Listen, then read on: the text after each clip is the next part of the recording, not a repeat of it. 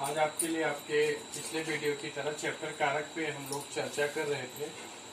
तो उसी क्रम में आगे बढ़ते हुए आज आपके लिए हम कारक के प्रकार के बारे में लेके आए हैं। सारे कारक के प्रकार के बारे में, उसके चिन्ह के, उसके उदाहरण की चर्चा हम लोग पिछले वीडियो में कर चुके हैं। तो आज उसी क्रम में बढ़ते हुए हम लोग कर्ता कारक और कर्म कारक की परिभाषा और उसके उदाहरण समझेंगे।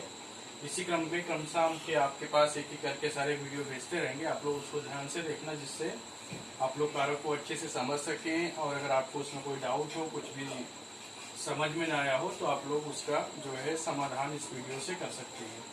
तो अब आते हैं हम लोग कारक के प्रकार। कर्ता कारक, कर्ता कारक क्या होता है, इसको हम लोग कैसे जानेंगे, इसके बारे में हम लोग पढ़ेंगे। तो कर्ता कारक की परिभाषा होती है संज्ञा अथवा सर्वनाम, ठीक है, चाहे संज्ञा हो या सर्वनाम हो, के जिस रूप से, यानी जिस संज्ञा या सर्वनाम के जिस रूप से क्रिया के करने वाले का पता चले, ठीक है, यानी कौन सा व्यक्ति क्रिया को कर रहा है, चाहे वह संज्ञा हो या सर्वनाम हो। तो संज्ञा अथवा सर्वनाम के जिस रूप से क्रिया करने वाले का पता चले वह कर्ता कारक है, ठीक है। तो कहने का भाव ये है कि जिसके द्वारा क्रिया की जा रही है, क्रिया जिसके द्वारा संपन्न की जा रही है, वो कर्ता कारक के अंतर्गत आएगा, ठीक है। इसका जो चिन्ह होता है ये ने होता है। ये ने चिन्ह आपको जहां भी जिस भी वाक्य में दिखाई दे तो आप तुरंत पहचान सकते हैं कि ये कर्ता कारक का चिन्ह है और इस वाक्य में कर्ता कारक का प्रयोग किया गया है। जैसे एग्जाम्पल के द्वारा हमने यहाँ पे समझाया। पहला हमने लिखा राम ने रामायण पढ़ी, ठीक है। तो यहाँ पे देखिए राम शब्द में ने कारक लगा हुआ है, जो कि कर्ता कारक का चिन्ह है। तो यहाँ पे अगर आपसे कोई पूछ रहा है कि इस वाक्य में कौन सा कारक है, तो आप आसानी से बता सकते हैं कर्ता कारक है। फिर दूसरा है केशव ने पाठ याद किया। यहाँ भी देखिए केशव शब्द आया है, ने शब्द उसके साथ में जुड़ा हुआ है, ने कारक चिन्ह है। तो इसके द्वारा आप ये पहचान सकते हैं कि जो ने शब्द है ये कर्ता कारक का चिन्ह है, इसलिए केशव शब्द में कर्ता कारक है।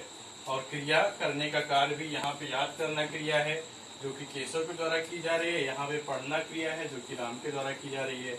तो कहने का परिभाषा में भी बताया गया, क्रिया की करने वाले का पता चले वह कर्ता कारक होता है।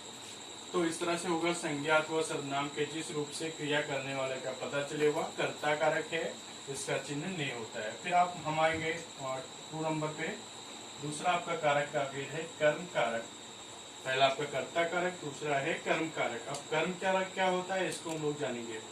कर्म कारक मतलब जिस पर क्रिया का फल पड़े, ठीक है, यानी क्रिया का फल जिस पर पड़ता है, जिस पर क्रिया का फल पड़े वह कर्म कारक कहलाता है, ठीक है। ऐसा वाक्य जिस पर क्रिया का फल पड़ता है, यानी उसे हम लोग कर्म कारक कहते हैं। जैसे मान लीजिए राम ने राम पुस्तक को पढ़ता है, तो इसमें पढ़ने की जो क्रिया है इसका फल क्या है, पुस्तक को पढ़ना।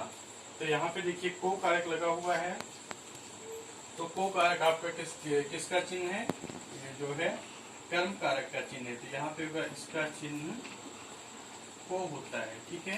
तो जहां भी आपको वाक्य में को कारक है, को कारक चिन्ह लगा हुआ है, वहां आप लोग जान जाएंगे कि कर्म कारक है। जैसे राम पुस्तक को पढ़ता है, तो यहाँ पे जो आपका को शब्द है वो कर्म कारक का चिन्ह है।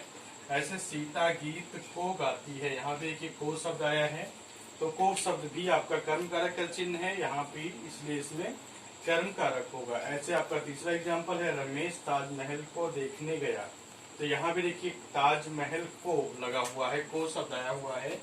तो आपका जो को शब्द है वो आपका कर्म कारक का चिन्ह लगा हुआ है, इसलिए यहाँ भी पुस्तक में, गीत में और ताजमहल में दोनों में को कारक का चिन्ह लगा हुआ है, इसलिए तीनों में कर्म कारक का विधान हुआ।